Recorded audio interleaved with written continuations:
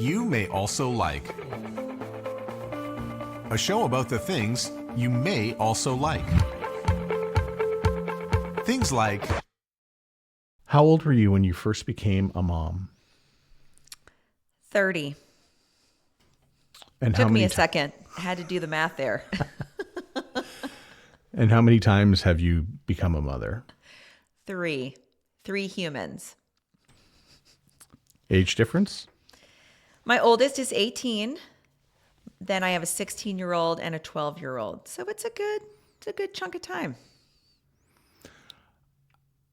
What is the breaking point for kids? I always find that when the third one comes along, you realize that you're outnumbered. Mm-hmm. And that is the moment when burnout hits. Ooh. And I'm not here to pin it on the third one. It's just because it's just life here we're talking about. Well, the third one, actually, when he came around, I knew deep down I wasn't going to kill them at that point. They weren't going to fall in the toilet. They weren't going to stick their finger in the socket. So all of that fear-based moments had left me. My first one about wrecked me. I think going from 0 to 1 was the most overwhelming. And then 0 to 2, they're 18 months apart. That caused some late night tears. We feel we need to live for our kids. Is that a generational flaw that afflicts, Gen X more than millennials, or has that been around since the dawn of motherhood? I believe it's been around since the dawn of motherhood based on the research I've done, the books I've read. There's been an underlying thread that the female role is to become this vessel for life expansion, right? Back into the days when the queen was trying to produce an heir. She had a very specific job. And if she didn't fulfill that job, she didn't fulfill her purpose in life. And, this was passed down. Gosh, what a blessing. How lucky are you that you get to become a mom? Not everybody gets this blessing. So then tapped into, wow, this is my job. There's shame attached to it, right? If I don't do it well, then I haven't earned this gift that's been bestowed upon me. And I think there's been an interesting shift of independence that has come off with the Gen Xers and now, the Gen Y and later. There's beauty in independence and differences and being the salmon, so to speak. And that's in contradiction of this long-held belief that you must live for your kids, right? If you're not living for your kids, you must not love them. You must not be doing right by them. I think you want to live with them, not for them. I'm not sure what your experience was like with your mother, but I felt that with, my neighborhood, my friends, my family, I saw a lot of the same thing. And that's parents who just sort of drop us off at the rink or just let us go play, out until the sun went down. I think we have historical evidence of it's 10 o'clock. Do you know where your kids are? Like imploring parents to at least participate a little bit. And we got away with that at some point, and we started to live more inside. We started to have more television screens. We started to come together inside the home more than anything. And I just think that it feels like what you're talking about with Momplex is more of a newer phenomenon than something that my parents and grandparents had to deal with. I agree. And I know that my mom has had a hard time listening to my podcast because of it. And she has questioned a lot of our own history together. Wow, this isn't how I raised you. Were you unhappy? Did you not have a good childhood? That's not true. I had a great childhood. But as I've become a mom and really listened to how I was feeling physically, right? Exhausted. I just thought there had to be a better way. I didn't want to keep waking up so exhausted and dreading the day, just getting through the day. I thought that was unfair to my kids. And I also just didn't like the way I felt. And I think now, with the roles of fathers, my dad, he was very traditional. He was the man that went out of the house and earned the money. So he came home. Kids were very much to be maybe seen for a moment, but not heard. Now I think there is an expectation that dads are very hands-on in some cases. Dads are now able to take paternity leave when their babies are born. I think there's been a shift in what's become more normal.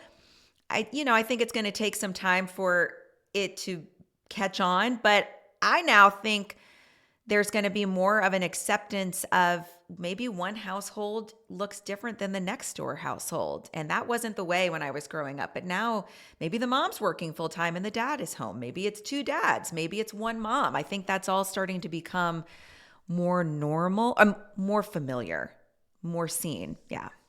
I find it really interesting that your mom went to exactly the spot that a lot of your audience goes on your podcast, and that's to a position of guilt.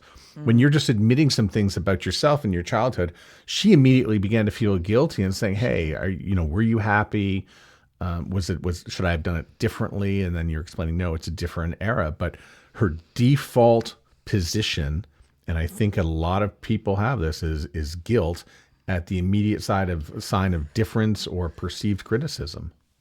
Yeah. It actually makes me have a push in my heart when you're talking about it. I think guilt is a constant companion for most. And I think it's used as a measurement on how we should behave next, right? So if you're feeling guilty, something's wrong with me, I should change. I need to shift something. I'm not doing it well enough. I'm not doing it good enough. And we want that feeling to go away so quickly rather than investigate the feeling. Where's this coming from? What am I missing here? What am I not seeing or feeling? And I think, for the default, guilt has been kind of beat down on, even the mom. Gosh, you're so lucky that you're able to have a baby. There's so many women out there who are not able to have babies. So then if you have a moment where you're not madly in love with being a mom, guilt just showers all over you. And then you start behaving to make that guilt go away, to prove to that imaginary person, I am good enough. I am worthy of it. I do appreciate it. And then the energy behind why you've become a mom has shifted completely. Why is there a push or a necessity to make it seem like we're doing all right? We're making it look easy. It's clear sailing. Look at me go. And instead of just saying, I just wanted to strangle the kid for about 10 seconds just to feel alive again. People care about perception, right? I mean, and that happens in all areas of our life. There's a lot of chasing external validation, right? If someone comes up to me and says, wow, you look great today, then you think, oh, good. Then then I'm happy with how I look, right? But what if nobody gives you a compliment? Does that then mean that you're not worthy of it?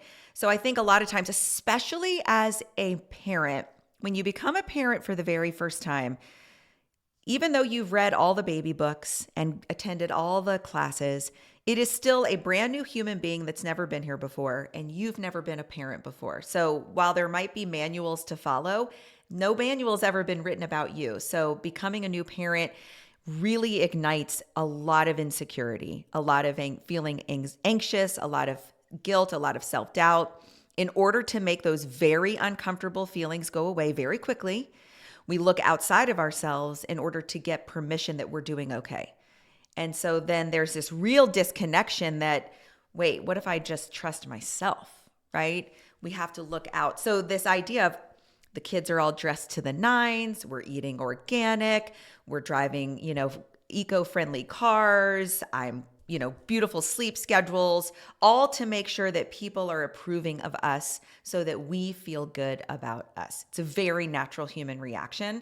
I spent a good 10 years in this zone. So it's no shame there. That's a very normal human experience. Right. So 10 years of doing things that may or may not even, level out your values. You just don't want to be accosted by, driving a big gas guzzler, or maybe, stopping at McDonald's on the way home and letting everybody know by posting it up on Instagram that you stopped at McDonald's and, and maybe for 3 days straight even. Maybe. Yeah. So I can imagine if somebody, though, did that for like a long period of time and kept it looking, really clean and neat, that they might wind up deathly unhappy. Mm-hmm. And it would be unfun. It was. I would say it hit me overnight, but it was a slow burn. You know, when you can look back and connect the dots, hindsight always. But I call it my laundry basket epiphany. I had gotten my kids off to school that day after yelling at them and having a complete chaotic morning, very normal in our house. And I was starting up the trifecta of stay-at-home mom duties, the cooking, the cleaning, the prepping, everything else.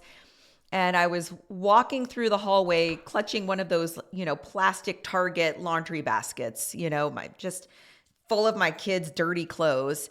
And I collapsed to the floor. And I didn't understand what was going on. I'm a very healthy, strong athlete. My body has always done what I've asked it to. And all of a sudden, I could not get up off the floor. And it scared me, but I was so in shock, it kind of froze me. And then I realized I had tears streaming down my face. And there was this voice that had been trying to talk to me for quite some time. And she was saying, girl, is this it? Is this it forever? Because I don't think this is what we signed up for. I don't think this is what was laid out to us when we were having those fantasies as a little girl with the white picket fence and the kids and the life in the future. And at that moment, I didn't have any answers. I just knew I couldn't stay there. And that was all I knew. And that really was the tipping point, the catalyst that got me up and just opening up my eyes to how I had been living. And that was really informative, really informative. I can see scenarios. In fact, I have seen scenarios where, kids got to a certain age when they started to become a little bit more independent, they would disappear for the day.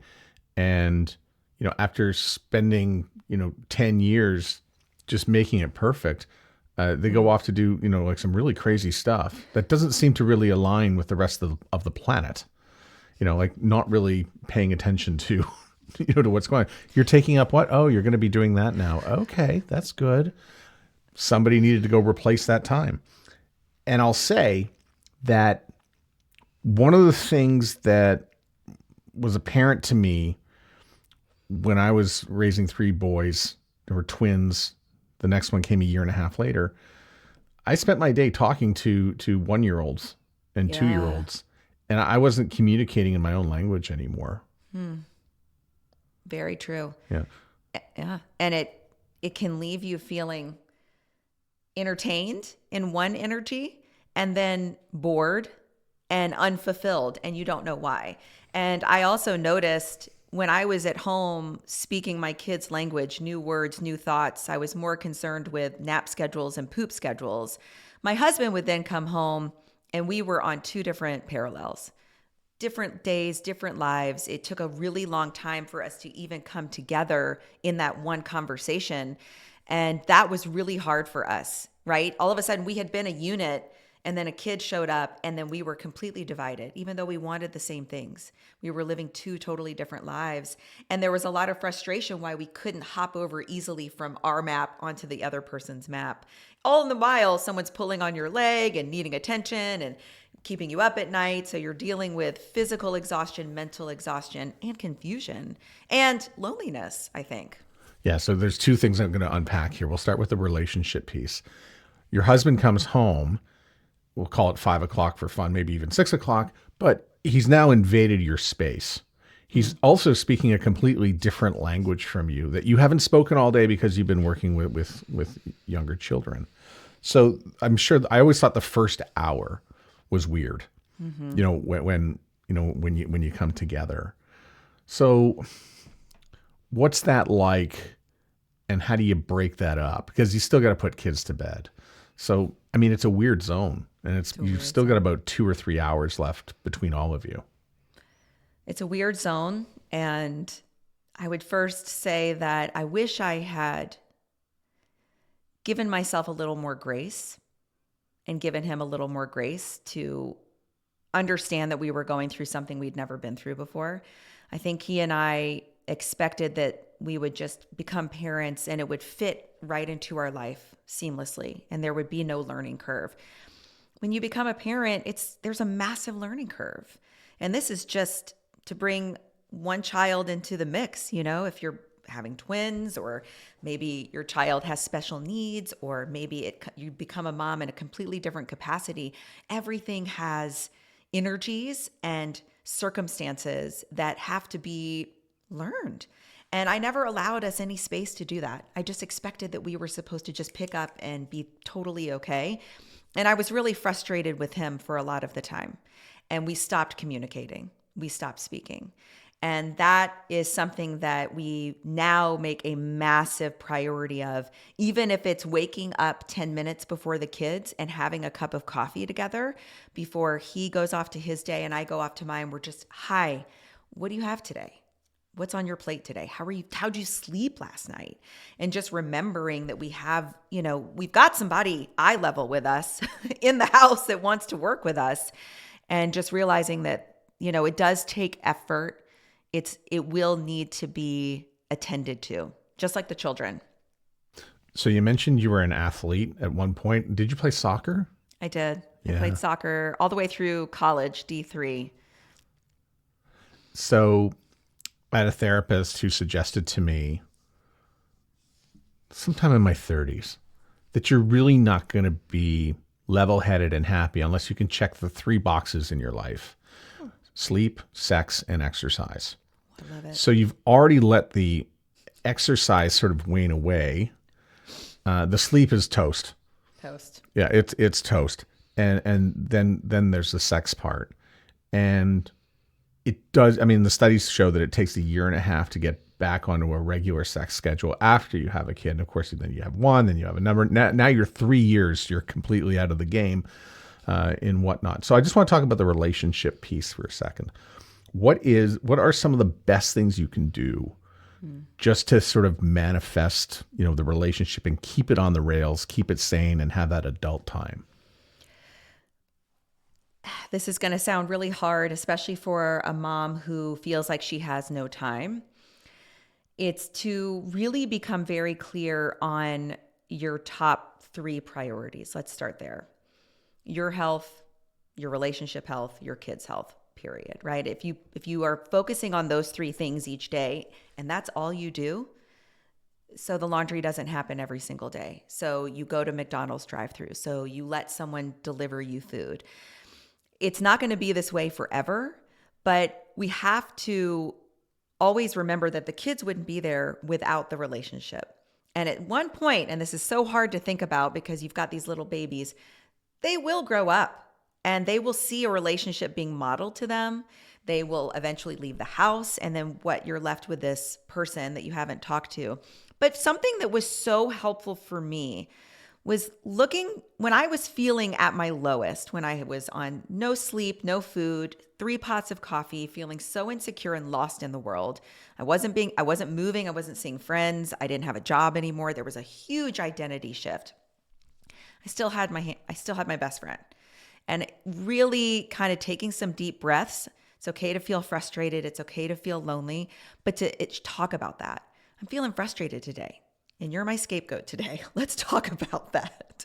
The more I've communicated, the easier it has been to communicate. Communication is like any kind of practice. If you want to go to the gym and hold a plank, you're not going to hold a plank for 5 minutes the first time. You're going to hold it for 10 seconds, right? Communication's the same way. Just, hey, honey, I've had a really, really hard day today. That's all you got to say. That just opens up so much. There's a bridge that's already opening up a bridge. And the more you work on that every single day, the easier it gets. And then you realize, wait, I do have somebody who's on my side here. And we can work on this together.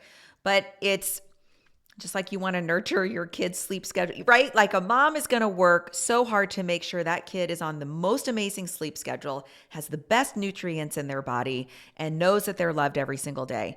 Your relationship is the same way. Just nurturing. So just back to the guilt part for just a second, because you mentioned this in that answer, and something else that came up, from a therapist, is that as a parent, you need to put your own oxygen mask on first before putting the mask on of everybody else to help them.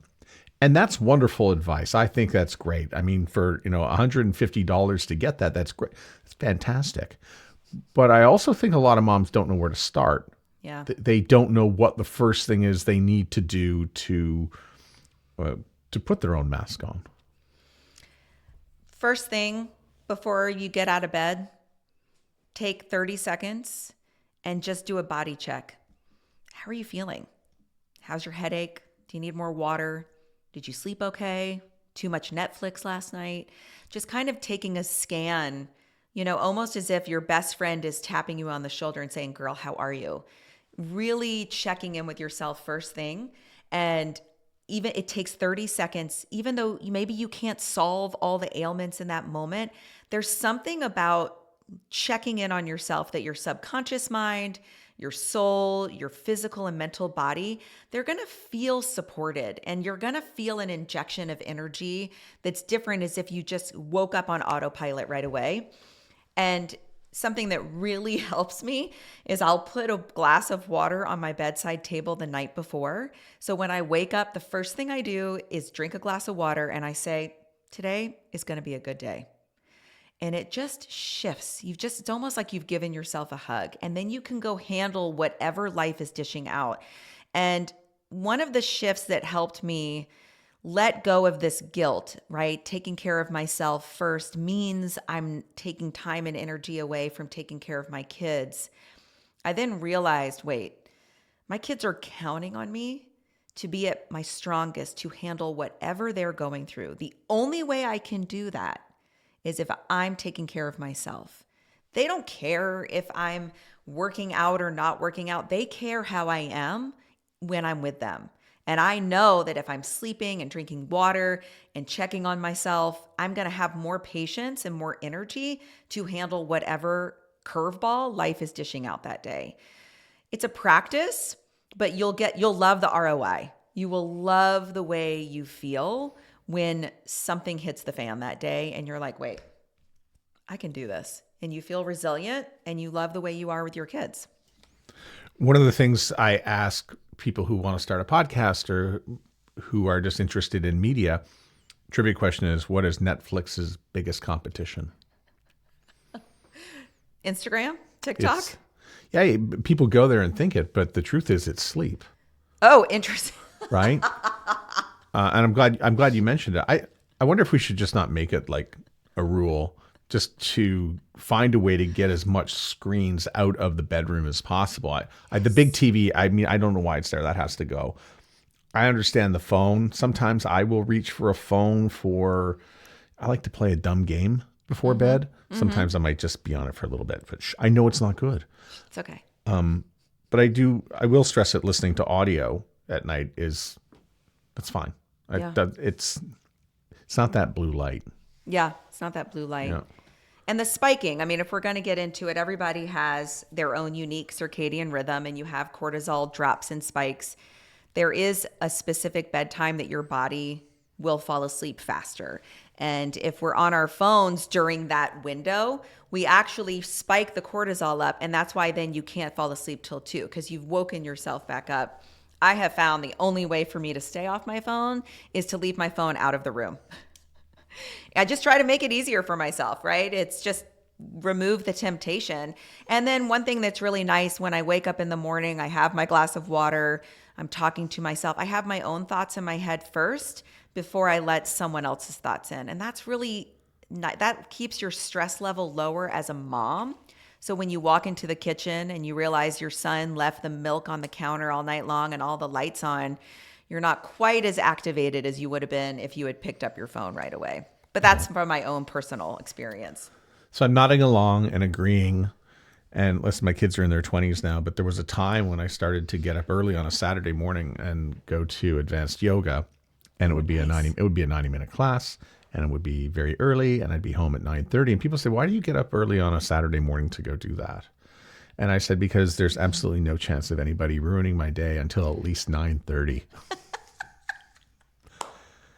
And after that, I'm so zen, it really doesn't matter what happens after that.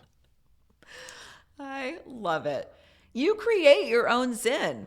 And that's really empowering, especially as someone who's in demand with kids, family, clients, right? We always think we have to wait for our kids to get older or life to change or this season to end before we can start to feel the way we want.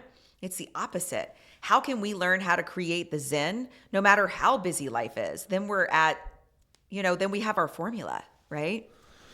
Yeah, I'm going to say something fairly horrifying here. Okay. This has been a very horrifying interview, actually. It is. I'm the worst. I'm completely traumatized by this, but I just want to tell, parents out there, if you're dealing with a 15-year-old, within 10 years, you're going to be speaking to your kids about not making the same mistakes that you made at 25, about taking care of yourself, about getting enough sleep, about burning out, Yep.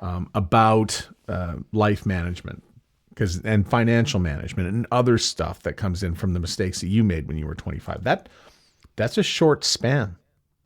So It's a short span, and even more traumatizing is you have 75% of your face time with your kids when they're 18. 75% is done, which means that from 18 on, your FaceTime with them is less and less and less. And so you're thinking you have these little pockets to instill these words of wisdom and, oh my gosh, let me give you all my lessons. I have found that my kids learn so much better from watching me than from what I say.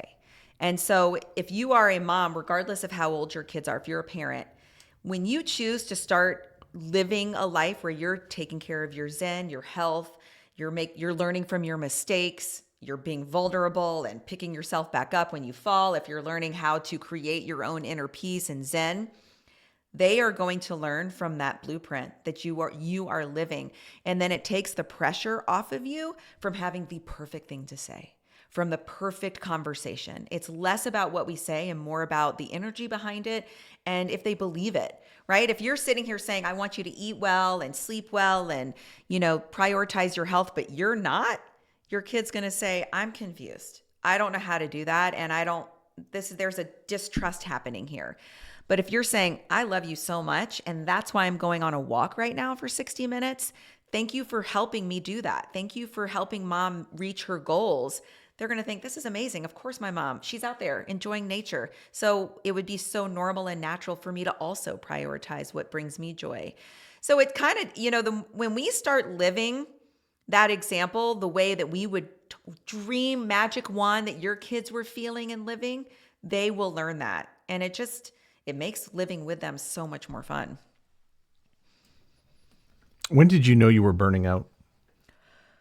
Oh, gosh. Well, the things that used to make me happy no longer made me happy. Birthday celebrations, certain music, adventures. I love sports. I love going to sporting events. I love concerts. And my husband would say, let's go to that concert. I'd say, I'd rather stare at a wall than go to that concert. And I realized that's really uncharacteristic of me. And so it's less about comparing yourself to other people. It's more about comparing yourself to you, right? If there's certain things that are showing up and you're like, gosh, I used to love walking my dogs. I used to love cooking. I used to love napping in the sun. And those basic things are not bringing you joy anymore. It's a sign that your body has gone it's in shutdown mode to try and save itself truly. And that's a real key sign of burnout. What concert did you turn down that you regret? Band of Horses. They're my favorite. I look at your face. I know. Well, the fact that they were your favorite and you turned them down. I know. I love them and I turn them down. I don't anymore. But I knew I knew that music always brought me so much joy. And I realized, gosh, I haven't listened to music in a really long time. And it just showed me that I was numb, right? That things had started to shut down. Next two questions are not really for everyone. They're just going to be your personal ones. We talked about the sleep component. And when it comes to exercise, what's a great tip or something that we can do to get back into the mode of exercise? I'm going to assume maybe you didn't go out and join a soccer club, but maybe you took up running. What are some of the hacks that you have to get back exercising?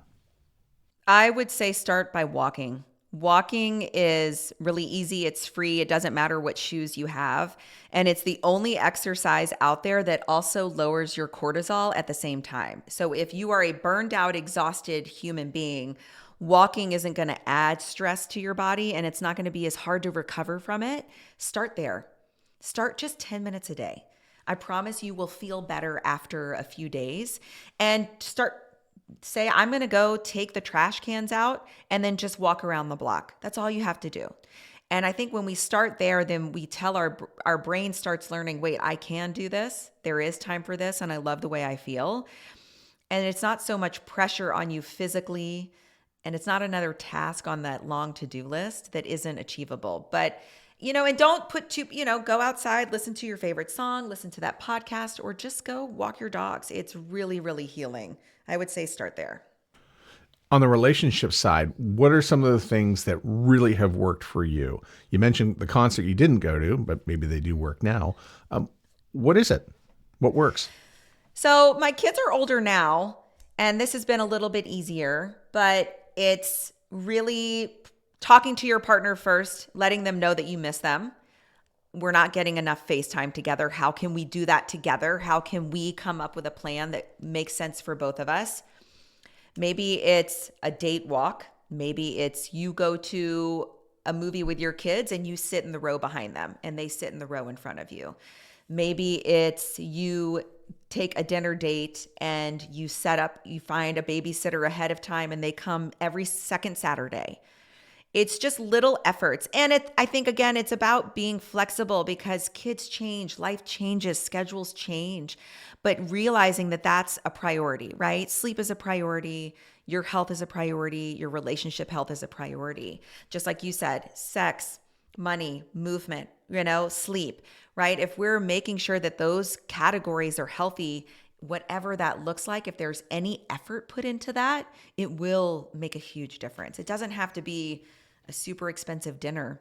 You could just go, mom and dad are going to go sit outside and have a glass of wine together. We'll come back in. If that's a date, that's a conversation. Well, I never said money, but I should have. It's a stressor. That's all. Yeah. Well, I mean, if there's one thing that will stress out any relationship, it's any financial thing. So you're right. You're right to mention it. Yeah. What's not on the job description of motherhood that nobody expects? Coach, coaching through relationships, coaching through conversations, coaching through sports. And I think that's where we really can share what we've been through. You don't even have to be an athlete in that sense, right? But sometimes they need that non-mom energy. It's not about a lesson. It's not about values. It's not about core memory. This is just to literally help them through. Okay, give me the situation. Who are the players? What's happening? How do you want to approach this? It's really about coaching them through a situation where you're totally on their team and there's no personal agenda attached to it. It's hard to do, but that is a massive role. Help me with kids and vacation, because I see parents take the kids on vacation, but it doesn't look like the parents get a vacation sometimes, or the kids are bored on the parents' vacation. That's great. I think it's really important for a parent to be realistic about their kids' ages. Yes, your kid is 5. You've been dying to go to England. Oh my gosh, they can roll their own suitcase finally. Is this the right time for y'all to go to England? Are they really going to make it through the long museum tours? Are they really going to like the bangers and mash? Right? It's really about what is the energy of the family? What do we want out of the vacation, truly? We want to take a break from life. We want to, throw our to-do lists out the window for a few days, everybody, kids included. How can we have the most aligned energy and have the most unity as a family? Truly. That's what we ultimately probably all want. So it's going into it realistically. If you have a 4-year-old and a 6-year-old, asking them to fly on the plane for 15 hours, it's going to be rough. So as long as you're mentally prepared for that, maybe traveling is so important to you, great, but it's going to be rough. So how can you set yourself and your kids up to get through that without completely melting down before the trip is even started? And I think there's adjustments that you can make based on conversations you can have ahead of time. Guys, we're going to this really nice resort in Hawaii. Mom and dad also want a vacation. So guess what? We're putting you guys in surf school and you're going to love it. And we're going to go lay on the chairs for 3 hours, right? It's kind of really making sure that y'all are going about this as a team. And it's not the mom's responsibility to create the perfect vacation for everybody else but herself.